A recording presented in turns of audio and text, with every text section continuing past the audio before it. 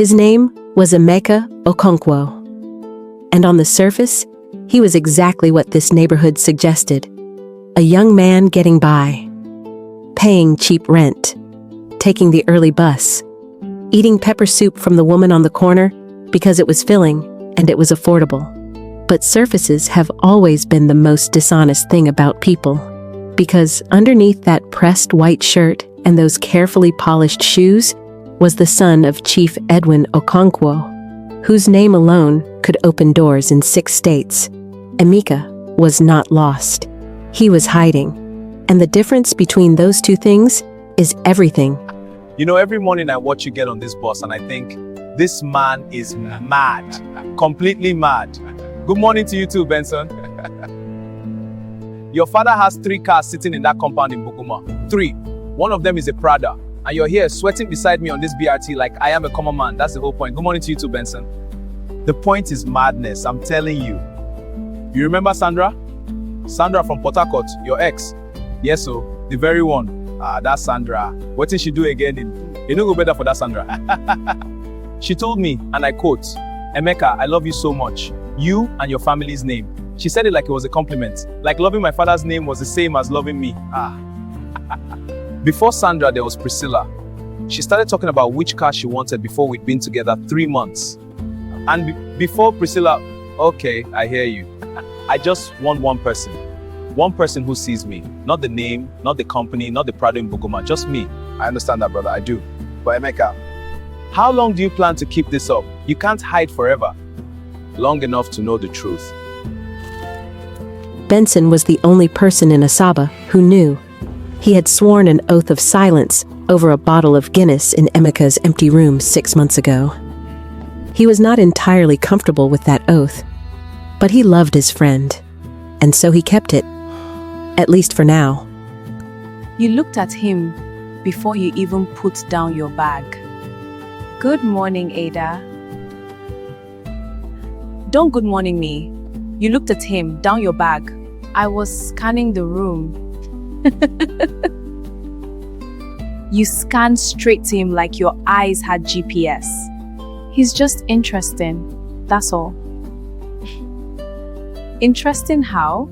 He's quiet, but not the nervous kind of quiet. It's like he's choosing to be quiet, like he knows things he's decided not to say. Girl, that's either a man with depth or a man with secrets. And in my experience, those two things look exactly the same until one of them blows up in your face. You're so dramatic. I just know this idea is going to be huge for us. I'm prophetic, there's a difference. Okay, Miss Prophetic, what's the difference? I see the bigger picture. Kunle Fashola had been senior operations staff for 4 years. In those 4 years, he had mistaken rank for worth and authority for respect. He was not a bad man in the way that villains are bad. He was bad in the quieter, more ordinary way. The way of a man who had confused the size of his title with the size of his character. And when Chisom had turned down his advances 8 months ago, something in him had curdled. He could not name it, but he felt it every morning when he walked in and saw her. Someone finished my yogurt again. Was it the one in the green cup on the second shelf? Yes. Bello from accounting took it yesterday. I saw him. I didn't know it was yours or I would have said something. You notice things. I pay attention. It's different. I'm Chisom. I know. I'm Emeka. I know. How long have you been here? In this office, I mean. 8 months. And before Asaba? Moving around, trying to figure things out. Me too, I came here from Enugu 2 years ago. Thought Asaba would feel like a fresh start. Does it? Some days. Other days, it just feels like the same life in a different city. What made you stay? After you realized it wasn't the fresh start you imagined, I stopped waiting for the city to change and started changing myself. Why are you still here in Asaba? I'm waiting for something. What? I'll know it when I find it. That's either very wise or very vague. Maybe both. It was not love yet. Love does not arrive in kitchens over instant coffee and stolen yogurt. But something had been placed between them that morning. A thread, invisible and patient, waiting to be pulled. Emeka. Yes? The filing room. All the 2023 documents need to be reorganized alphabetically. Start today. I'm in the middle of the Warrior Accounts reconciliation. The deadline is tomorrow. I didn't ask about your deadline. I gave you an instruction. With respect, the reconciliation was assigned by Mr. Adeyemi directly. I'll need to check with him before I post it for another task. Are you questioning? I'm following proper procedure. That's what I was trained to do. Let me make something clear to you, my friend. I don't care about your procedure. In this office, what I say carries weight. And the sooner you understand that, the easier your life will be here. I hear you. I saw what Kunle did today. It's nothing. It's not nothing. He does that to people he wants to feel small. He tried it with me when I first joined. What did you do? I reported him to HR, formally, with a written complaint and dates and everything. Did it work? He backed off me, started looking for someone Emeka. That's all he wants. Why are you telling me this? Because somebody told me when I needed to hear it. I'm just passing it on. Thank you, Chisom. Don't mention it. Kindness, when it is unexpected, hits the deepest. Emeka had received a lot of things in his life: opportunity, wealth, education, comfort. But someone noticing his quiet struggle and stopping to say, "You are not less than you are." That was something his father's money had never been able to buy him. So, Chisom, has this man told you where he lives yet? Actually, no. Every time I ask, he finds a way to change the subject. Benson. So, Chisom, has this man told you where he lives yet? Actually, no. Every time I ask, he finds a way to change the subject. Benson, I'm just saying, secrets are not healthy. That's all I'm saying. So, where do you live? Not far from here. That's not an address, Emeka. No, it's not. Are you ashamed of where you live? Not ashamed, just... Careful about what? Some things, once you show them, you can't take back. Emeka, I'm not the kind of person you need to be careful around. I know, I'll show you. Just. Not yet. You sound tired, Emeka. I am tired, Papa. Is it the work? It's not the work. The girl? She asked me where I live again today. What did you tell her? Nothing. The same nothing I always tell her. Good. The test must be complete before... Pa, can we stop calling it a test? When I'm sitting across from her, it doesn't feel like a test. It feels like I'm lying to a person who deserves the truth. There's a difference. You are protecting yourself. I'm deceiving her. And every day it gets harder to separate those two things. Do you have feelings for this girl? Yes, sir. Then let the love grow a little more. Let it become something solid. And when you tell her, and you will tell her, it will be strong enough to survive the shock. And if it isn't, then it wasn't meant to survive. But Emeka, from everything you've told me about this woman, I don't think that's what will happen. I hope you're right, Papa. I'm usually right. You're usually confident. Those aren't the same thing. Good night, my son. Good night, Papa. There is a particular kind of loneliness that comes from loving someone you are not yet fully honest with. It is not the loneliness of being alone. It is the loneliness of being present, but incomplete. Of offering someone a version of yourself and knowing every single day that the rest of you is still hidden. That was the room Emeka lived in. Not the one with the cracked walls and the bare mattress, but this one. The room inside himself where the truth sat waiting, growing heavier by the day. He had spent 3 weeks thinking about this moment. He had rehearsed it in his head, in the mirror, in the dark, after turning off the light. He had imagined all the ways she could react.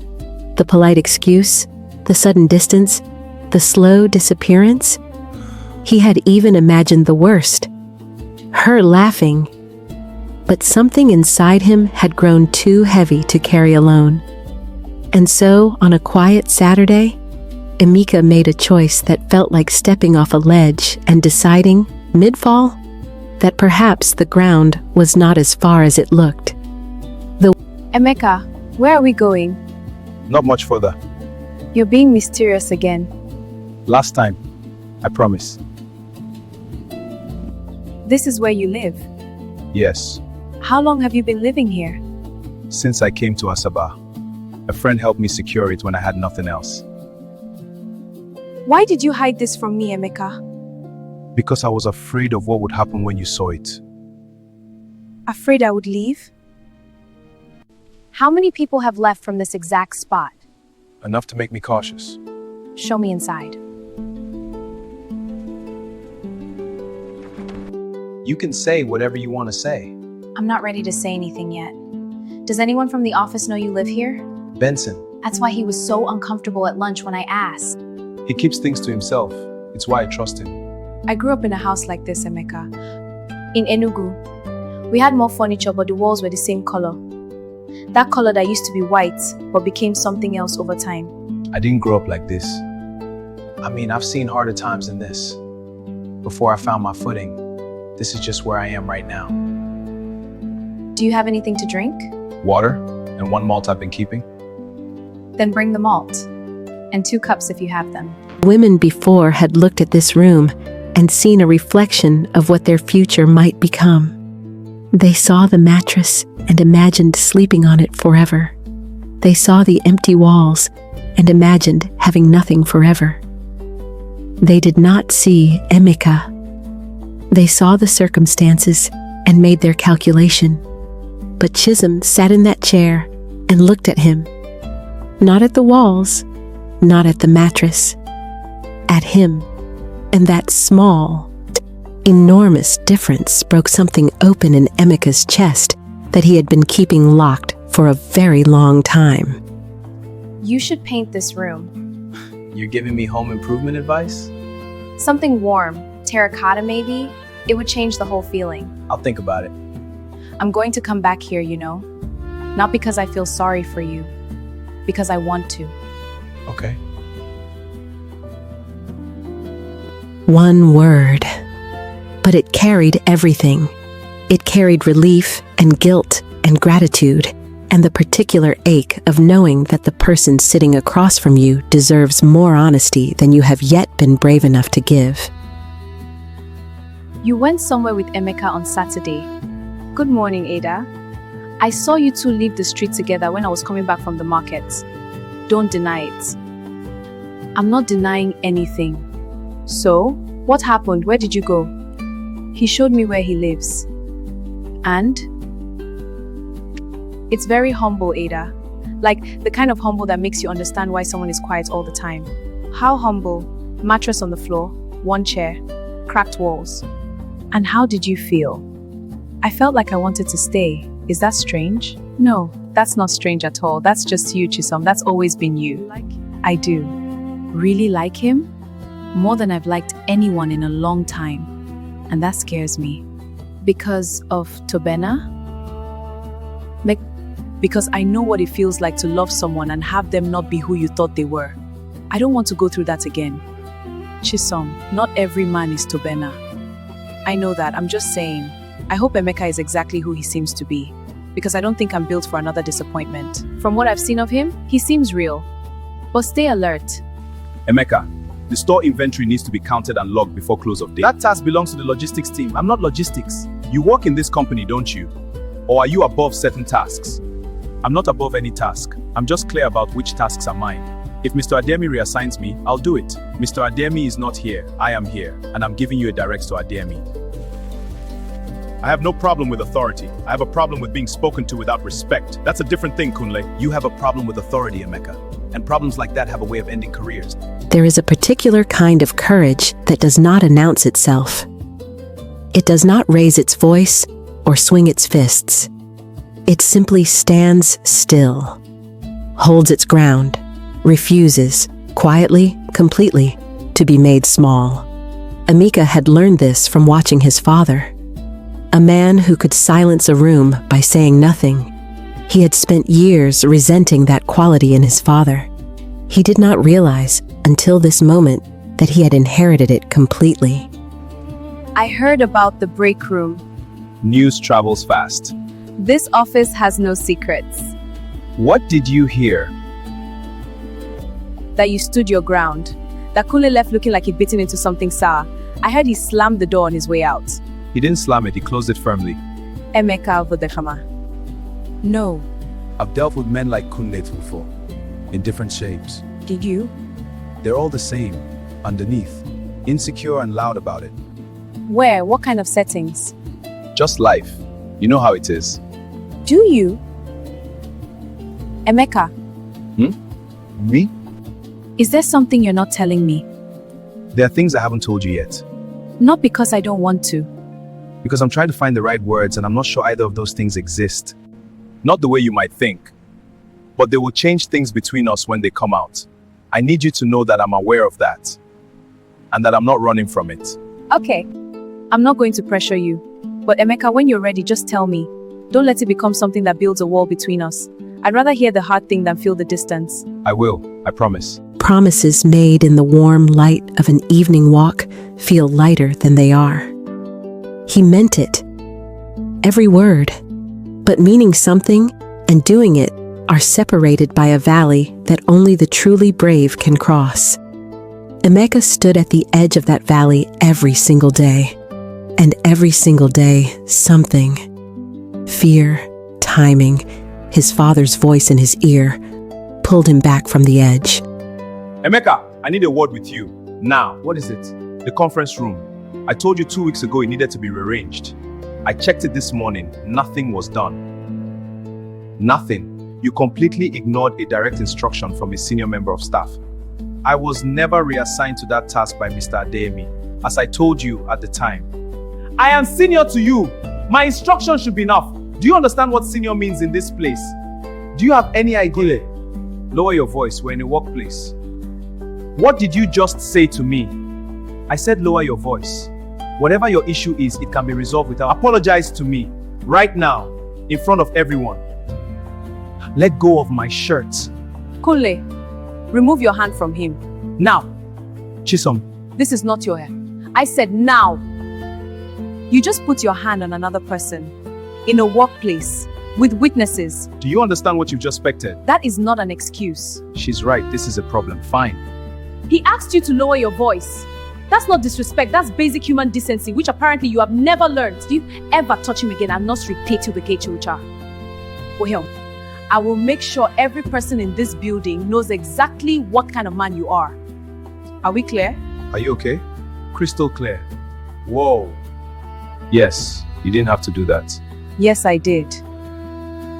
She did not do it for the son of Chief Okonkwo. She did not do it for a wealthy heir or a company future owner. She did it for the man in front of her. The man with the mattress on the floor and the mismatched plastic cups. The man who had shown her his empty walls and trusted her with the truth of them. She did it because she loved him. And she did not even fully know it yet. You wanted to talk. Yes. Is this about Kunle? Because I already wrote the incident report. HR will... It's not about Kunle.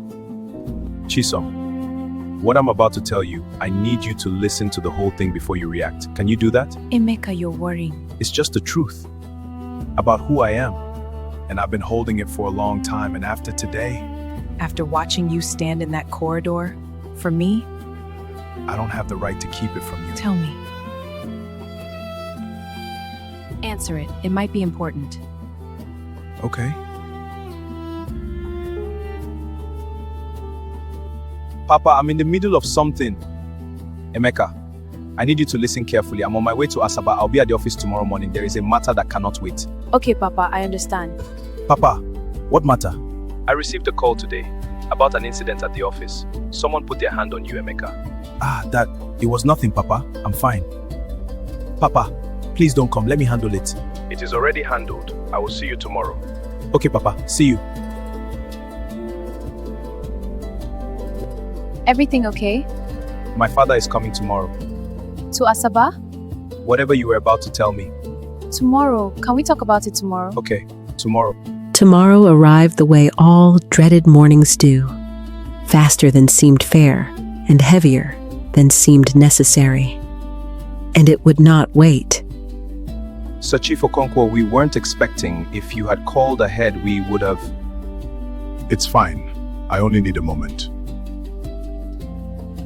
Chisom, please. Your name Emeka Okonkwo, Yes. as in Chief Okonkwo's son, the house. As in the company we work for. Yes. The one plastic chair. All real. I really lived there. I chose to live there. You chose to live like that. You, with the father who drives the convoy, chose that room, that mattress? Yes. I chose it. I can't look at you right now. Please, 5 minutes, just... You let me sit in that room with you, Emeka. I sat in that chair and I drank from that plastic cup and I thought you were just a man trying to survive, and I felt things because of that. I defended you in that corridor because of that.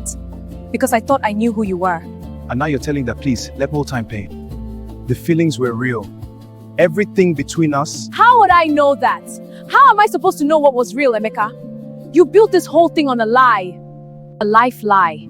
You looked at me every single day knowing something enormous that I didn't know. You let me fall for someone who doesn't fully exist. I exist. I'm right here. Exactly who you know. I am.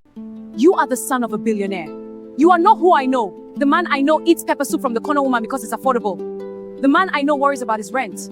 Please, let me explain. I'm sorry. Don't apologize without explaining. You owe me more than sorry. Before I came to Asaba, I was in a relationship.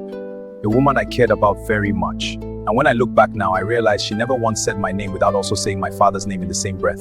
She loved who I was connected to, not who I was. And before her, there was someone else. And before her, someone else. My father suggested this. What soon as I know the terrible word? The test. The idea that if I could try more the word. When I appeared to have nothing, I would know. I would finally know. And then I met you. And you were the last thing I expected to find and the only thing I needed. And I wanted to tell you so many times. By the river, at the buka, in my room that first day, I wanted to say it, and every time something stopped me. What stopped you? Fear. Just fear. I was afraid that if I told you, you would leave. And you had become the one person I couldn't imagine losing. Do you know what hurts the most? It's not that you're rich. I don't care about that. What hurts is that you made a decision about my love without asking me. You decided to test it without my consent. You took away my right to choose you freely and fully, knowing everything, and that is not something love does to a person. I need to go. Don't follow me. Not today. She didn't look back, and he didn't call after her. And in that silence between them, in that city street full of noise and movement and indifferent life, something that had been building for 8 months finally finished breaking. The only question left was whether, in the rubble, there was anything worth rebuilding. She left. I know. You know? I saw her face when I said your name in that office. I've seen that face before. Your mother made it once, when she found out I had kept something from her early in our marriage. It is the face of a woman deciding if what she feels is worth what it cost her. This is your fault. Partly, yes. I designed this, Emeka. I told you to find a woman who would love you in poverty. I told you the test was necessary. I convinced you that caution was wisdom. But I forgot something important. I forgot that while you were testing her love, hers was growing real and unprotected. And when the truth came out, it didn't just shock her, it wounded her. I should have told her sooner. Yes, you should have. Why didn't you tell me to? I was afraid too. Afraid that the moment you told her, she would be gone and you would be hurt again. And I could not watch my son be hurt again. I thought I was protecting you. Fathers make mistakes. We make them from love, but they are still mistakes. She said I took away her right to choose freely. She was right. What do I do now? You wait. You give her the space she asked for. And then when she is ready, you tell her the full truth. Not the sorry, the truth, all of it, and you let her decide. And if she decides no, then you will grieve, and then you will heal, and then you will live. But Emeka, the love she showed you, in that house, in that corridor, at that buka table, that was real. Real love does not disappear overnight. It may retreat, but it does not disappear. In a hotel room paid for by a man who built his empire on instinct and intelligence, a father and son sat in the wreckage of a plan that was made with the best intentions and the worst execution. And for the first time in a long time, there were no strategies and no tests and no careful plans between them. Just two men one old and one young, sitting with the honest weight of what they had done. Say something. Anything. You've been staring at that wall for 40 minutes. His father owns the company. I know. The whole office is talking about nothing else. He was sleeping on a mattress on the floor, Ada. One chair, one cup. I sat in that and I thought, this man is real. This man has nothing to hide behind. To be fair, the mattress was real. He really does sleep there. You're defending him? I'm not defending him. I'm saying it's complicated, which is different from defending him. He lied to me. He withheld the truth. Ada, I know. To you, those are the same thing. He was afraid. He's been hurt before by women who loved his family's money. He created this whole elaborate life to find someone who wouldn't do that. And then he found you and tested me without my knowledge or my consent. Yes, that part was wrong. That part he will need to answer for. When he told me there was something he hadn't said yet. At the river, remember? He said it would change things when it comes out. I thought it was something terrible. A wife somewhere, a child. But it wasn't. No. Are you angry? Yes. Are you hurt? Very. Do you still love him? You've been at it non-stop. Are you okay? I don't know how to stop. It's okay. I'm here for you. Thank you. That means a lot. You look terrible. Thank you. Have you eaten this morning? It's 8 in the evening. I'm not hungry. Eat. Even sad people need food. Did you call her? She asked for space. So no. Emeka, I want to say something and I want you to not be annoyed with me. I'm not hungry. Since when does that disclaimer work? I warned you. A long time ago on that bus, I warned you that you couldn't hide forever. And I know your father's plan made sense on paper. And I know you were scared. But brother, that woman in that office, defending you in that corridor with Kunle, she was not performing. She was not showing up. She was standing up for someone she loved. I see. She already passed your test before you even took her to this house. She had already chosen you. You just couldn't see it because you were too busy looking for proof. I know. So what are you going to do? Wait. Like Papa said, give her the space, and then when she's ready, tell her everything, all of it, the whole truth without any more careful editing. And if she's done, then I'll spend the rest of my life knowing I once had something real. And I'll know it was real because she didn't know about any of this when she felt it. That's not nothing, Benson. Even if it's all I have. You're going to be okay. You know that, right? I know.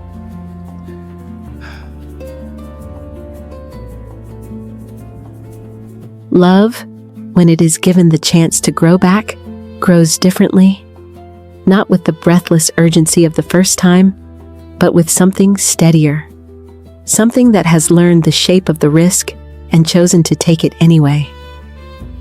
That afternoon, in a small room in Asaba, with paint-covered hands and the smell of something new replacing something old, they were not starting over. They were starting honestly. And that is the better beginning. They will tell their children one day about how they met. And the children will ask, "But why did he hide?" And Emeka will say, "Because I didn't know yet that the right person doesn't need a reason to stay."